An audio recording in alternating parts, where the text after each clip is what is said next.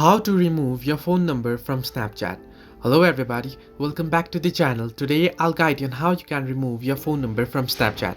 Now, to do so first, if you open up the Snapchat app and head into your profile by tapping on the profile or Bitmoji icon at the top left corner of the screen, and here what you want to do is head into settings or tap on the gear icon that you can see at the top right, and here you'll be able to find your phone number or mobile number under settings.